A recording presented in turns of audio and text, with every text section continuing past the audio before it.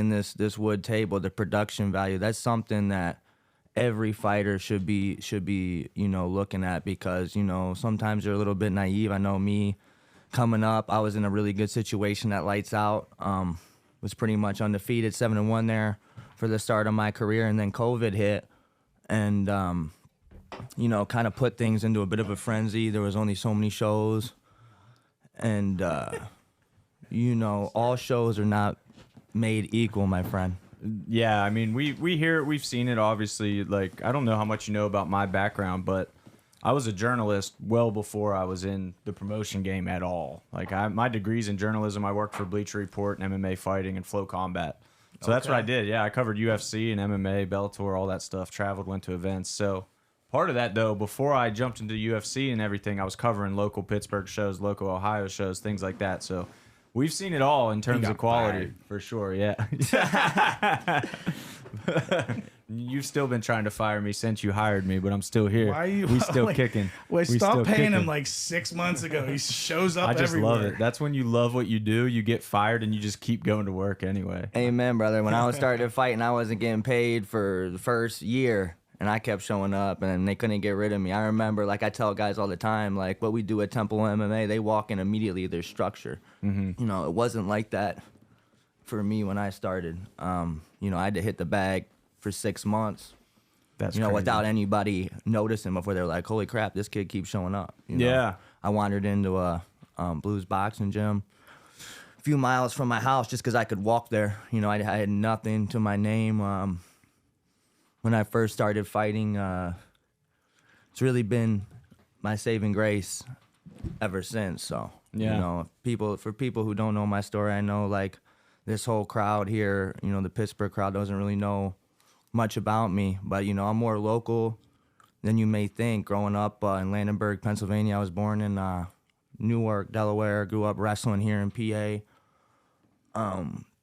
My story's got a lot of ups and downs, but the place I was in when I got into fighting compared to the place I am now, man, it's a miracle to be here with you guys, and it's really I'm living my dream, through the faith. I've come so long, so far from jogging, every day 2 miles in the heat, nobody knowing my name, nobody giving a damn about whether I'm fighting this, that, or if I'm even, outside my family, whether I was alive, at least how I felt at that stage of my life. Growing up, I was very successful youth wrestler, was a world champion in 7th grade, freestyle through the Ringers Elite Wrestling Program. Shout out Coach Smits, man, helped make me the competitor that I am today. Won 3 U state titles as a freshman in high school, Division I, 28 pins, still probably up there in the Port Washington wrestling list, but none of that really matters. Reaching those highs as a youth, sometimes like it says in the good book, with more blessings come more trials, and everything I've took for granted in life I've lost, so it's been a long road. It's been a very, very long road from being in jail on my birthday, Christmas, having to listen to my family through the phone at 18. I'm a living proof, guys, to anybody out there tuning in, that it's never too late, regardless of where you've been or where you think you're going, man. Just make the choice now to start listening to the dream that's in your heart. Everybody's got their thing. For you guys, you get to throw on shows, you love fighting, you love reporting, and you get to live your dream every day. And that's such a special thing that we chase so many things in this life, that are comforting, but the things that we really should be chasing are hard. And that's what brought me here in front of you guys. Got this microphone in my face and a huge stage set Saturday night for probably what I'm hoping is going to be the biggest show of 247 history and the biggest fight of my life. So yeah. Well, I mean, so far this is certainly trending in that direction, man. We can comfortably say this is going to be the biggest, craziest crowd we've ever had. We can tell from ticket sales already that it is at that level. And that's not even to say all the people watching at home. I've seen a lot of pay-per-view buys coming in already, too, which usually we don't see those until the day of the event. Like you guys have been saying about me from the beginning, I'm ready for that excitement. You know, in this sport, what separates you is energy, is your passion. What you guys call excitement to me is passion, which has fueled the greatest artists in the world. And I'm yet just a martial artist. Painter's Pate, I fight, man. And this sport has given me the ability to express what's going on inside me like nothing else.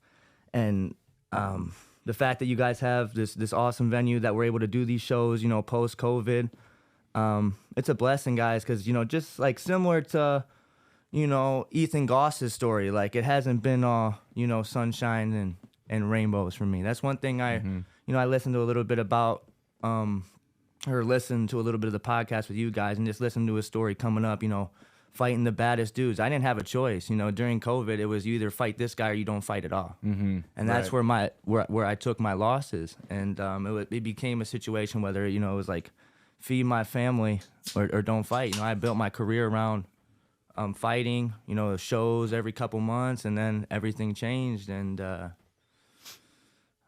just so grateful to be on the other side of all that, you know, and have something consistent now, you know, to be able to get out of that last fight, get something inked with you guys, just so motivating for me. And now I get to bring, you know, that's what fighting's really truly about, you know, is like bringing people together to find the odds. You know, it's, you know, my skills versus his. For sure. You know, and I'm excited, brother. It's really apparent in everything you do, man. And that's one thing I wanted to point out about you. From the jump, when we worked with you in December, we could tell from the jump how seriously you took it, how passionate you were about it.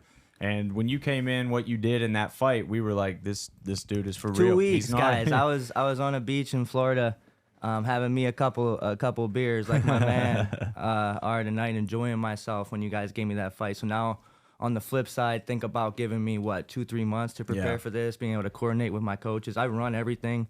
You had mostly, like 4 months, I think, close to it. Or even more. So, you know, you think about the shape I'm in, you know, the muscle. I mean, obviously I'm going up to featherweight, but still have a little cut now because of the muscle I've been able to put on, like everything.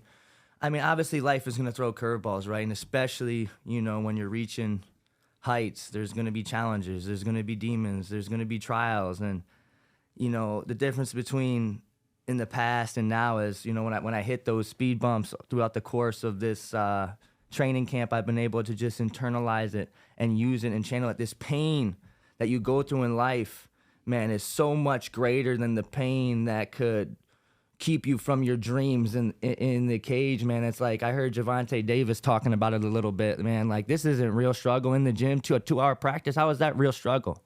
You know, you got people fighting real demons, mental illness that, you know, are having a hard time even getting up and living their lives. You know, that families have kids.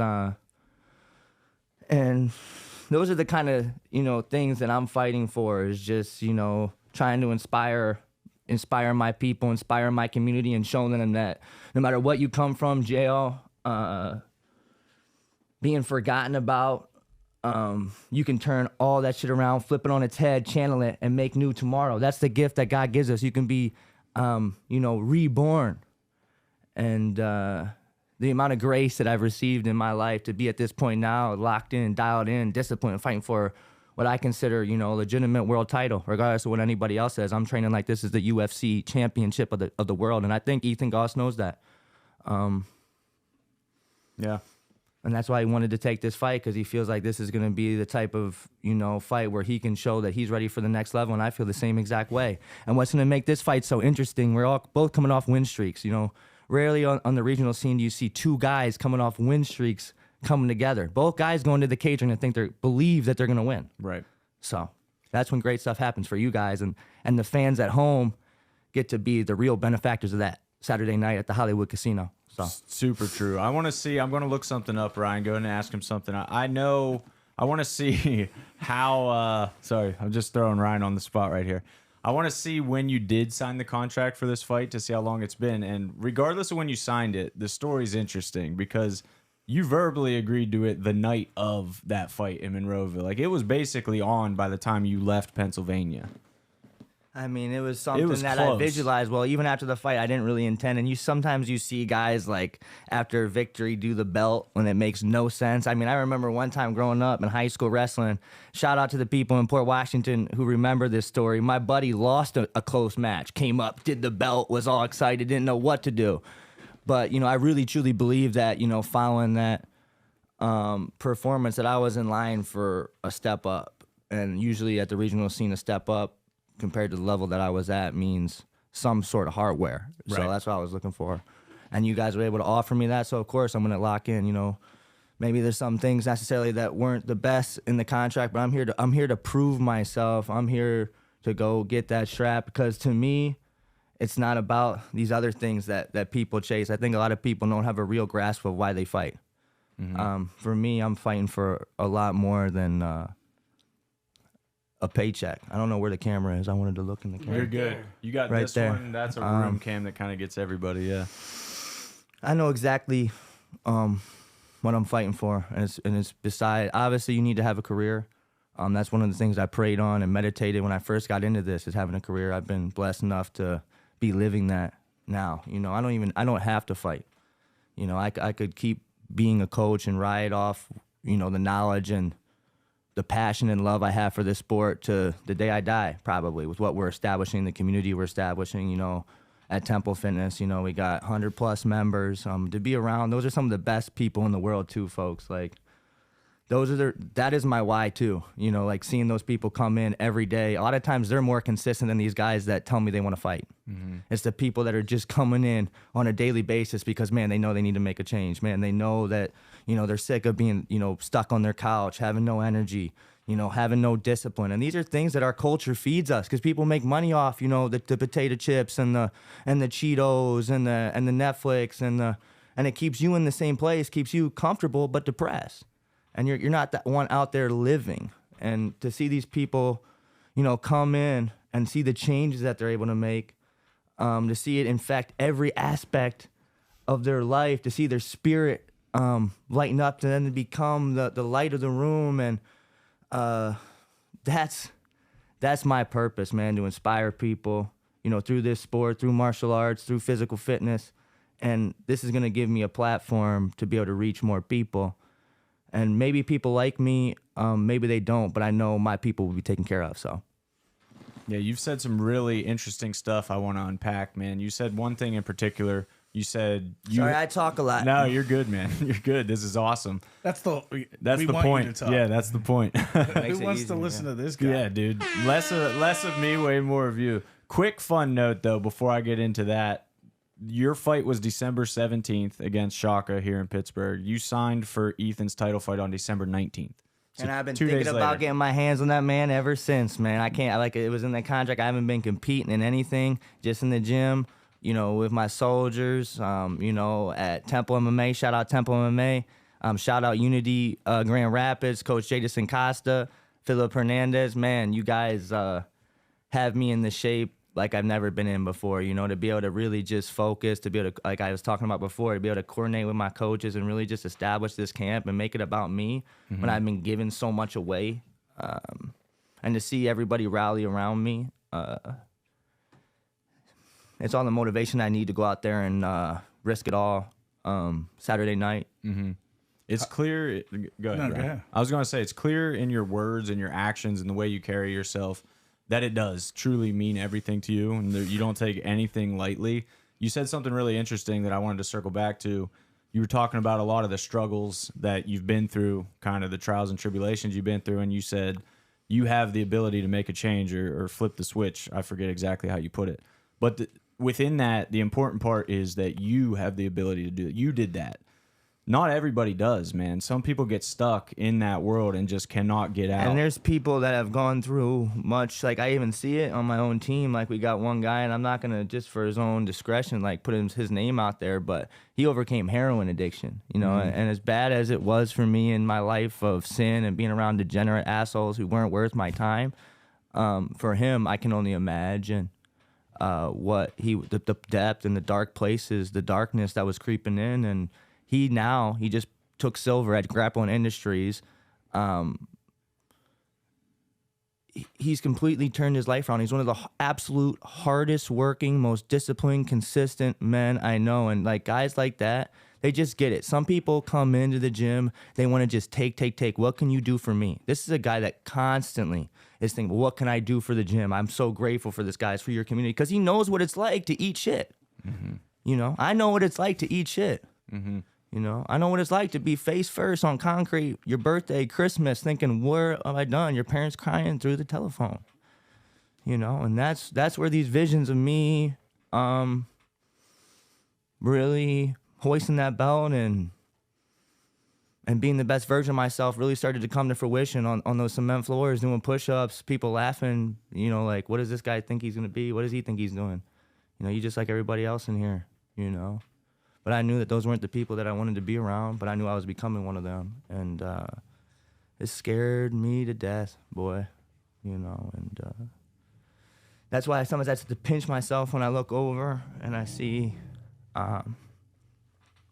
those beautiful kids and that wife who's like just the ultimate saint, you know, help bring me into the church, bring me to my faith. And, you know, she's like, I don't know if anybody watches Key and Peele, but like, she's like my buffer, like my interpreter. Like when I'm going through some of these like dark demons, like I got to bounce it off her and she can help me work through it. So I don't let that old self take over again, because like, I guess I heard Corey Sandhagen talking about it on a podcast, like that shadow self, that killer, that one person who's just fed up with life. And I think that's kind of why I lived the way that I did, because I didn't have a very stable childhood. And I'm not trying to make this like a pity party about me, but there's a lot of issues, like dysfunctional, like communication in my household. And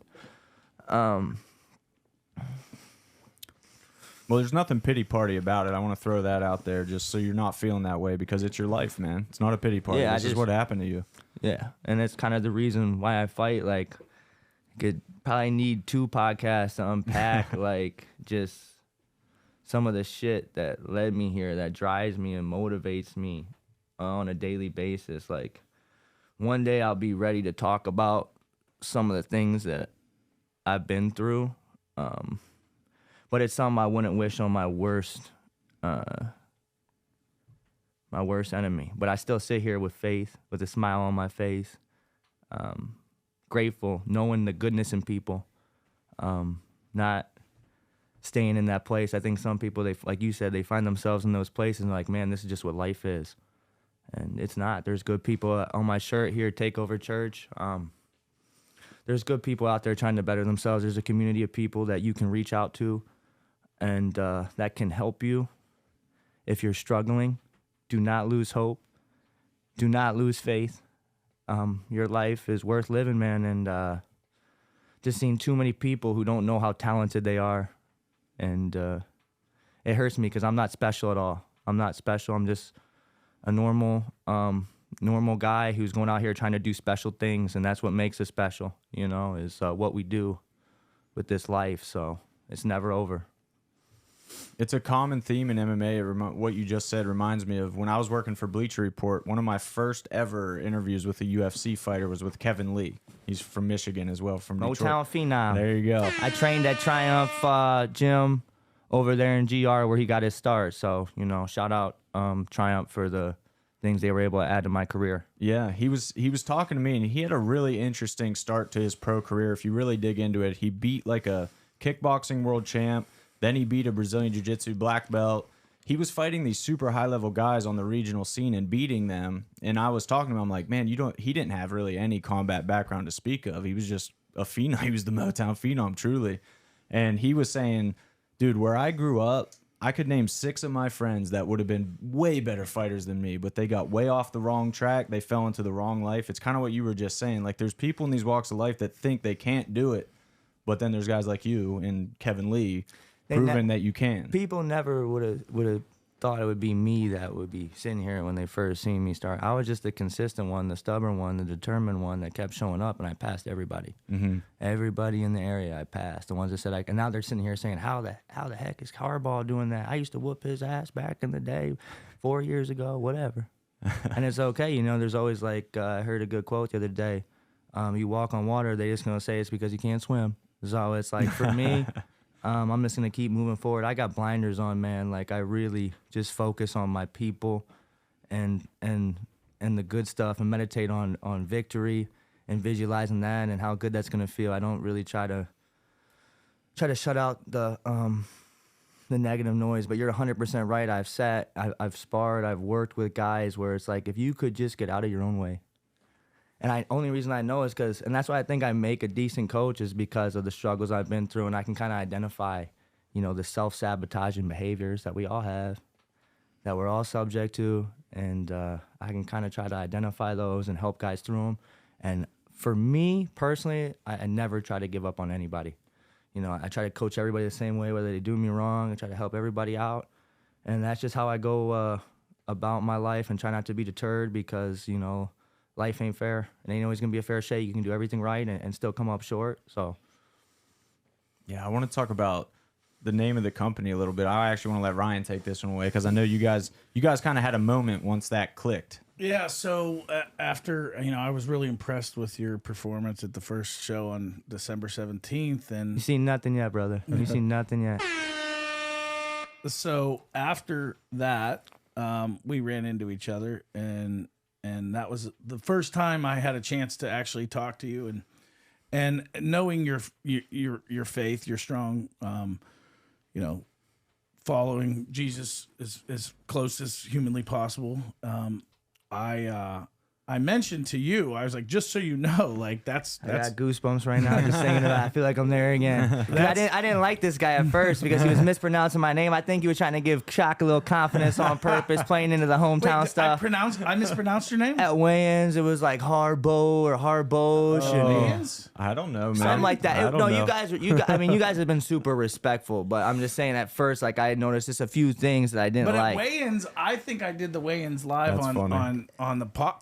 And that's the thing is like as a fighter, everything sometimes you're emotional. It's like you're allowed a mistake. Was it on live? Like when I was? I don't know if it was live. I heard it. I don't know if it was live, but I wonder when it was. That's interesting. I don't think he's going to pronounce my name wrong again, though, especially after Saturday night.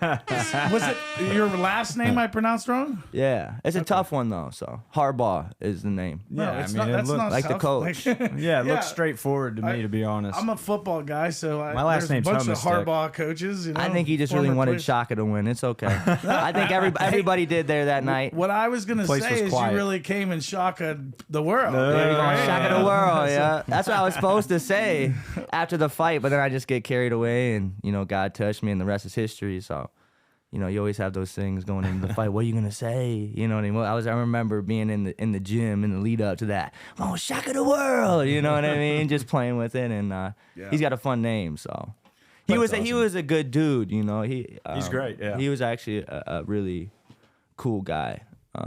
I hope that he can get his energy right and move forward with his career because it's hard. I know what it's like to be in that rut. Mm-hmm. Because you could be way more talented, but the mental blocks that come with loss, with losing. There's so much mental in this game, man. Like I think that's one of the things that has turned Ethan's career around is he found that mental side of the game. He matured. Yeah, in the sport.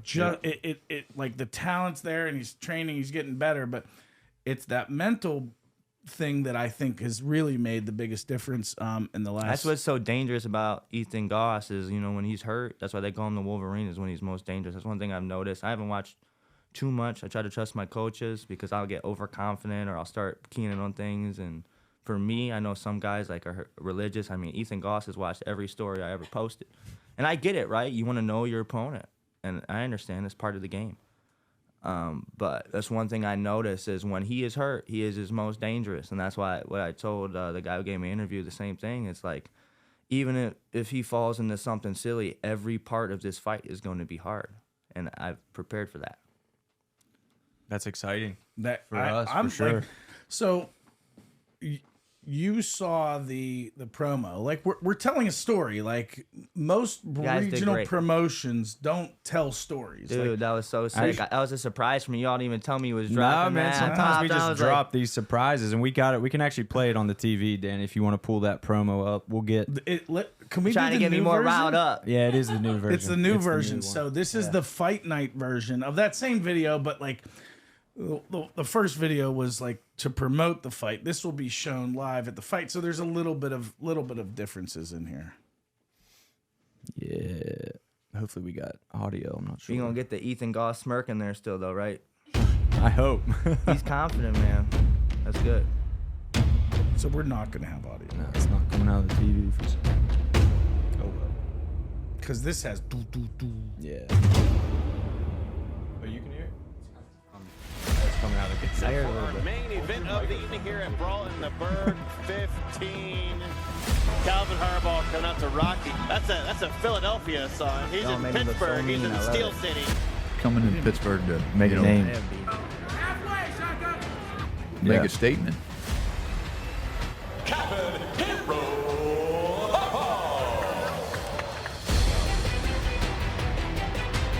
You're coming into Pittsburgh, and now you're trying to take something from me that I've been busting my ass for. You need something at this stage in your career that excites you. He is very excited for the opportunity, and I know he's putting in work, and that excites me. That's what I'm talking about right there, man. We're gonna see if you can keep that all night.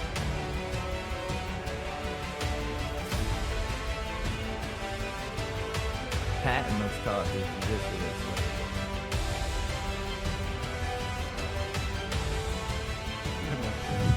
Joe Rock is the video series is awesome. Man, Yeah. who's doing that I'm at the hyped. local level? Show me something better than that, man. Nothing. Yeah, I don't. If you get a chance to fight for 247, man, do it. These guys are legit. They're doing it right. They want to see you do well. They want to build your brand. So one of the cooler things that somebody's done for me. So I appreciate you guys. You don't always feel sure, valued as a fighter, and I think you guys go out of your way to try to do that. So Yeah, I think it's a lot. Like I was saying earlier, man, we've seen it all. We've seen what to do and what not to do. But even more than that, dude, this is 100% Ryan's vision, and this is how he conducts himself and his business from the jump. I joined around Brawl in the Burgh 8, so that was August of 2021. I think. Joined like it's a club. Yeah, I mean, I had to sign a membership form. We don't need to get into that, but yeah, It's the YMCA. From- 247. from the jump, what immediately stood out to me was his level of care and his attention to detail. Nothing slips through the cracks. We're not missing stuff. We could have phoned in a promo video just like that. Any regional promotion, to even have a promo video is a big deal. They could be like, throw some pictures together and some text, you're good. Nah, like we went out, got a video guy, used our footage, made it right. you got to keep investing into yourself, and like that's Exactly. why you guys are gonna continue to grow and keep leveling up because you believe you're fighting a good fight. You're keeping faith, man, and There it is. it's gonna pay off. We got to circle back to the name. Yeah. So, well, I mean, ultimately, most people think it's 24/7, whatever, and I'll correct people and say it's actually 247. When given the opportunity, I'll let them know where that came from, especially if they ask. And It's kind of cool because of that. knowing your your faith and how strong your faith is, like when I saw you after the last fight, the last show, and said, hey, just so you know, 247 stands for 2 Timothy 4:7. I have fought the good fight, I've finished the race, I've kept the faith. And you were like, are you serious? Like, and you like kind of got emotional and like, I can't believe me this. light Like, up. Yeah. yeah, this is like this is the coolest thing. Like, I want to come back, like all those things. And like that's why we do what we do. Like we are called to do ministry in different ways. And like for me, We're building one on my Yeah. farm right now, 7 acres. So. that's awesome. Unreal. Yeah, Nice, we're man. building one. That's another reason that goes into that purpose we were talking about earlier. Right. So.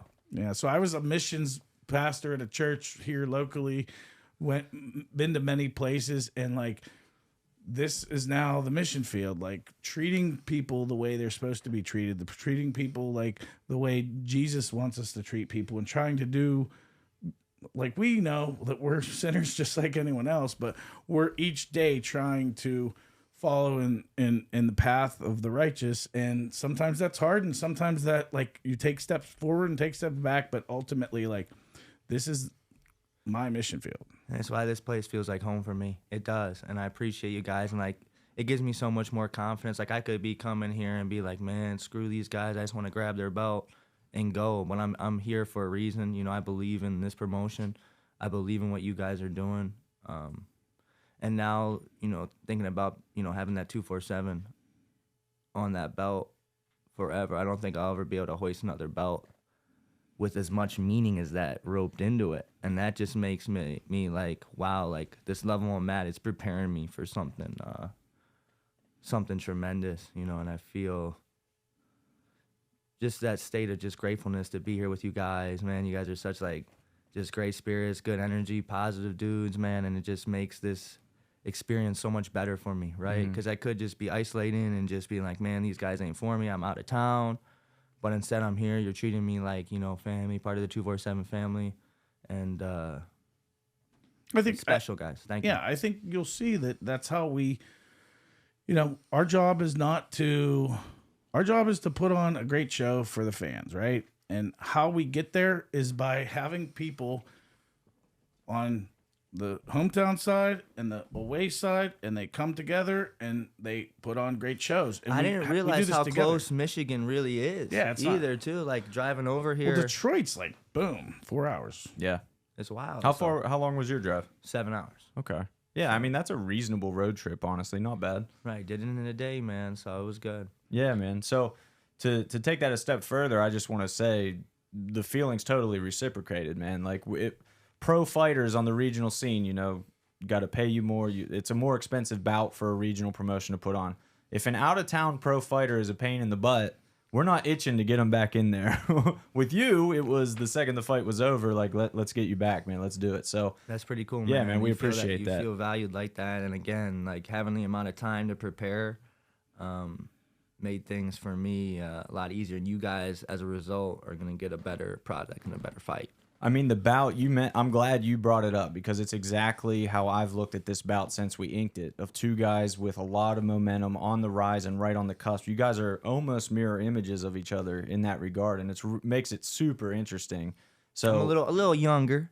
you are a little younger. You got but a little that's okay. have a lot I- more I hair respect- on the head. With all being said, for now, I'm gonna be looking like Goss here in a few years. That'll be okay. That's why I'm gonna rock it while I still can. dude. I feel it. But I respect this man's journey. Like even looking at his record, not that it's not a little bit padded, but you can tell like since this dude has started, same to me. It's like no fear. You want who's baddest dude? Like I've been calling those guys out from since the amateur days. You know what I mean? Who's the baddest guy? Show me him. Put me in there with him. Get me to the money or get me out. That was my first. That was back when I was Hollywood Harbaugh, man. I was just coming up, and I was still a little bit more wild, but it was like, man, like, get me to the money or get me out. I know I can beat these guys. And obviously, you realize along the way, hey, you know, there's a big world out there. You're maybe a big fish in a little pond. Maybe you're not the greatest yet. Yeah. But when you're young, you think you can take on everybody. And that's how I was when I went pro. Like you said, you guys talked about it on the last show. As an amateur, I was 5-0, but it wasn't just 5-0. And a lot of people, in hindsight, I should have listened to people that were looking out for me, maybe stay there a little longer. But I was thinking, man, I beat all the best guys. In my third fight, I beat the #1 guy in Michigan who had like 18 fights at like 20 years old. Wow, man. So I I was didn't like, realize that. To dude, be honest. like the confidence that I had, you know, was extreme. And I Yeah. thought I was ready to take on the world, but you realize, man, there's some things you don't quite know yet. And that's why, like, even these losses that I had to take, I don't regret them. Like, the losses I took in life, like, I sit around and think, man, if I just coming out of high school, I would have kept my shit together. I'd already be in the UFC. Maybe, but maybe not. Maybe you wouldn't have the hunger you do now. Maybe you wouldn't train the same way because maybe you had to go through that place to get to this one. Well, I always think like we're all on this path, right? And I think too many of us look forward and think the gold is always ahead, and we don't take any time to appreciate like the now. And I think the journey is what needs to be enjoyed, not like you're never going to get to where you're content if you're driven, right? So enjoy it while you're on the journey, and don't worry so much about, like, when you're enjoying the journey and you're driven, like, you're gonna get all the accolades later anyway. So I think too many people, like, the fun is later, and like the fun's the whole time. They try to put the cart before the horse. Yeah, man. I It's mean- like so many of I even got guys on my fight team. They don't yet to have a fight, and they're trying to ask me how to put together their sponsorship packages. And it's like, I get where you're coming from. We need to have a career. But you're not even at the point where you can consistently get in the gym to take a fight, and you're trying to take money from people. That rubs me the wrong way. But I think someone needs to tell, like, so, coming alongside people and say, listen, like, I'm just going to be straight up with you. Guys like Goss, we earned this shit. You know what I mean? Like, we went out there and we fought first and asked for money later. You know what I mean? Like, we're not in this for the I don't know why he's in it, but I'm not in it for necessarily the glory. I'm in it because I love this shit. Sure. More than anything, I can't go without it. Like, with the family I have now and stuff like that, like, I would not be taking the risks to my health, etc., to step in that steel cage where guys lose eyes, lose the use of limbs. If I didn't know exactly, what I was chasing, if I didn't know, man, I need this, like, I need breath in my lungs. I mean, it's just like, this is what I love to do. Like I said before, painters paint, I fight. There's no other way for me. Even if I can no longer step into the cage again for whatever reason, I will still be in the gym giving back to this sport that saved my life alongside my faith, so. That's awesome. When did you know that was your thing? It's such an interesting career. Growing up, I thought it was, I loved it growing up, but like for me, my dad pushed me pretty hard, and it's why I was here, but I used to look at it like a job. I was wrestling, Greco, freestyle, no breaks, everything, was about, wrestling. And as a kid, you kind of get detached. You're like, man, I just want to have some time to be a kid. Even, once you lose, you're like, man, I love to wrestle. But when you're in it, you get burnt out. But losing it really for me was what allowed me to realize how badly I needed it. And sucks how life works out sometimes like that. Luckily, it didn't work out that way with my wife. Yeah. Anyway. Hey. The reaction. So okay, so we've been talking about some deep stuff, but let's lighten it a little bit. Yes, sir. So I got a text on Monday morning. It says, now Harbaugh is a shit talker all of a sudden, LOL. And I said, where? And he screenshot it. This is from Ethan. The Instagram post? And it's the Instagram post, and it said... He commented on my comments. So Ethan had said... Like, I'll see you in a couple days. Hey, all I know is this is the last bit of shit, or maybe not, depending on how he acts. I got a tiger on my fight T-shirt. You got a raccoon on yours, bro. I'm sorry. Whoever designed that said it's a badger. That ain't a badger, man. And the tiger is coming, brother. So let that be the shit talking for you. We're in a fight, brother. And like I said today, I respect you. I respect your journey. I respect what you've done to get here, and I prepared accordingly. Okay, but I'm gonna bring the energy. I'm not afraid of you, and I just come to have, like you said, be in the moment, have fun. And when somebody posts a comment, I'm not afraid to reply. Yeah. So if I'm the shit talker, when he's the one commenting on my comment, okay. But you said you've been seeing me in the last 2 months, every story I post, living rent free up there. He has been thinking about me a lot. I don't think about the guy. I think he wants me to think about him when he watches my shit or watches my friend, my training partner stuff. It's all good though. It's all part of the game. So what was the look like? Did you see a look on his face? Yeah, there's one look I don't like. He's very confident. It's the same kind of vibe he had throughout the entire fight though when he was commentating the Shaka fight. Just this. There's a little bit of arrogance to Ethan Goss, and every fighter has that ego in them, and he does a really good job of trying to cover it up. And he's a good dude, you can tell. I mean, he's a country dude. Like, I live out in the middle of nowhere, Wayland. I got chickens. Her parents got cows. Like, I love him, man. I love his mentality. Just seems like real, like red blood and hard working. He's got his company and he's still training, and it's just like all that shit. I love that shit. He would have a mullet if he could too. He should. He could try that. That might be the next. It's Have gone. you seen? There's a dude from Michigan, maybe one of the baddest dudes in Michigan, the Energy, Charles Johnson. He's got a bald mullet. It was green in his last fight. Maybe that's his new look. Hey, I need to look that up. That sounds maybe awesome. he can rock that in the comeback. The green bullet. When he needs to revitalize his career after this tough loss, he can rock the green. Dude, I love it. I do need to defend Ethan's raccoon's honor, though, because that actually is a raccoon. Oh, it on his is. shirt. Good, Yeah. good, brother. That makes me happier, man. It's funny. I got a kick out of it. I seen it. I didn't even know it was his shirt at first because I was looking at your guys' website. I was like, man. it's pretty cool. I need to get my shirt on here. This is some cool stuff. And then I seen that. I was like, somebody got a raccoon eating potato chips on their shirt. And I legitimately laughed. I legitimately laughed. So that's cool. Yeah, so in central Pennsylvania, I don't know if where you grew up you had them, but there's a chip company called Middlesworth. And they are like, I grew up in central PA. They're legendary. I mean, it's like hers for me. Like, I can't get those by me. Exactly. So Middlesworth is like our thing. And Ethan also grew up in central PA, and he had a pet raccoon that he would feed these Middlesworth chips to. So that's where the shirt came from. No way. Like, this is hilarious. He's way more country than me, man. Getting close to no damn raccoon. Back before we had the studio. They eat our damn chickens, though, so. Back before the studio, he was doing the podcast with Ethan, like on Zoom. And there's the raccoons popping up in the shots. It's so funny. It's like part of that. Like, here's your Middlesworth potato chip. So that's where the shirt came from. Yeah. That's legendary, man. I get it now. It makes sense. It is a great shirt. It makes sense. Yeah, I couldn't let the raccoon's honor go down that way. Yeah. Well, hey, I was gonna let it slide. It does make it more fun. I mean, when you're talking smack on someone's raccoon, like how does it not go downhill from there? Yeah. I think like they're gonna throw down on Saturday based on some raccoon conversations. Hey, let's go. Let's do it, man.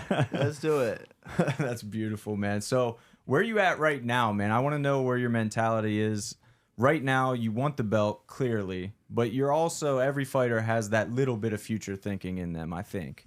I'm enjoying this, man. I'm really enjoying this time. Like my man was saying, like just trying to be present here with you guys, enjoying the lights, enjoying the studio. But I got a sleeping giant in me, and anybody who prepares me, anybody who knows me knows that, you know, when it's time to throw down, I am always able and always willing.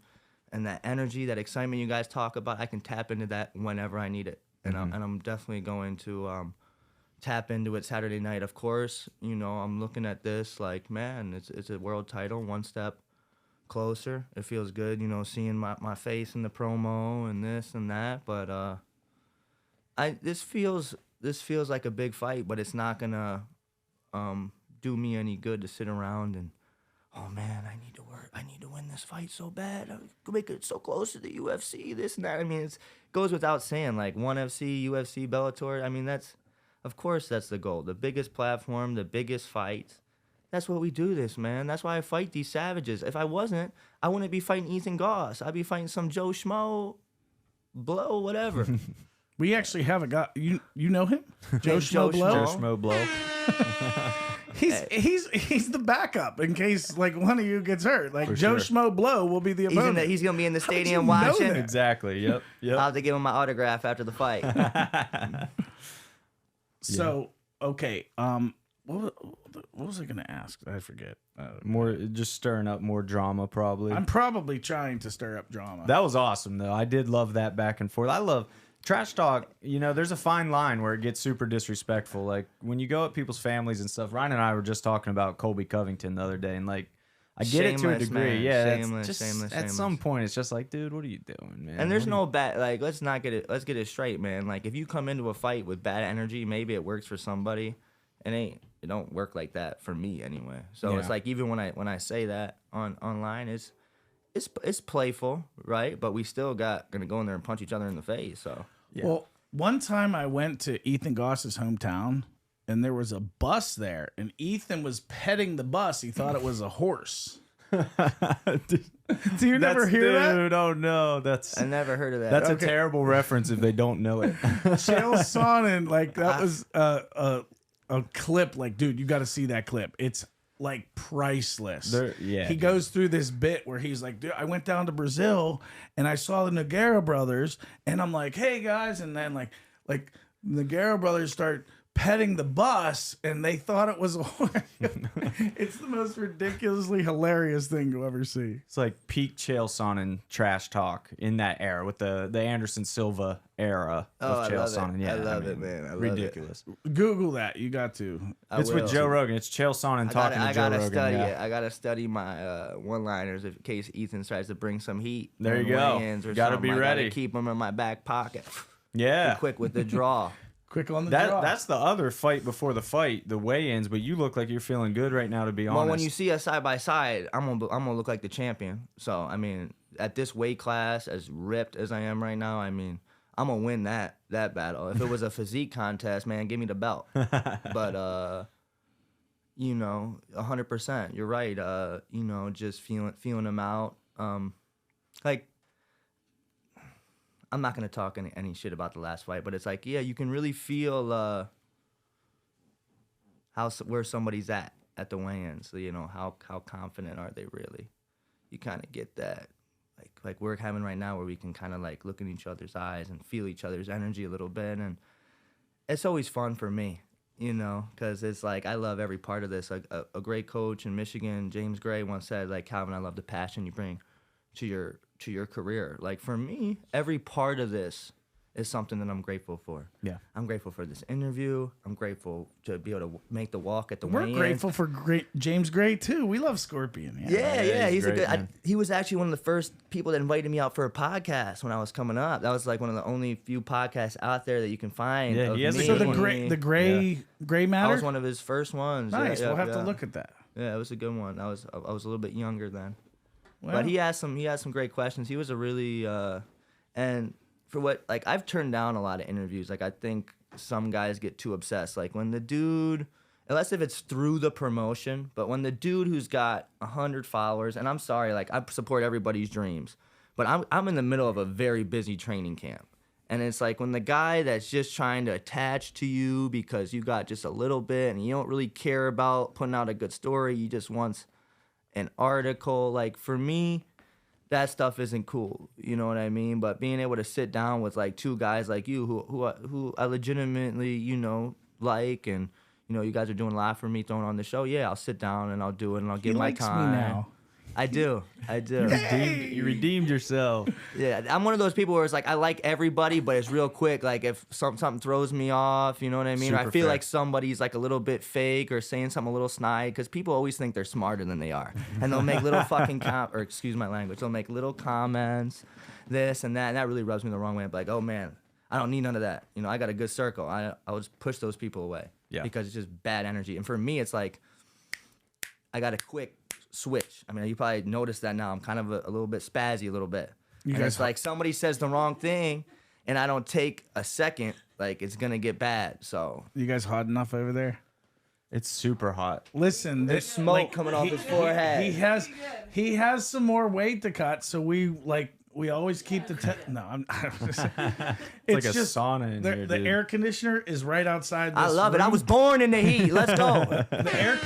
The air conditioner is right outside this room, and when it turns on, it's like It's so and loud, it's so dude. loud. I'm gonna be in the sauna again tonight too, boys. Getting Yeah. those last couple of pounds off. So this is helping. Look, I can There see you go. What do you got sweat. left, dude? You seem like pretty close, I would say. Probably like 4. Yeah, that's easy money for sure. Easy Yeah. money. Yeah. A lot less than I usually got. So let's go.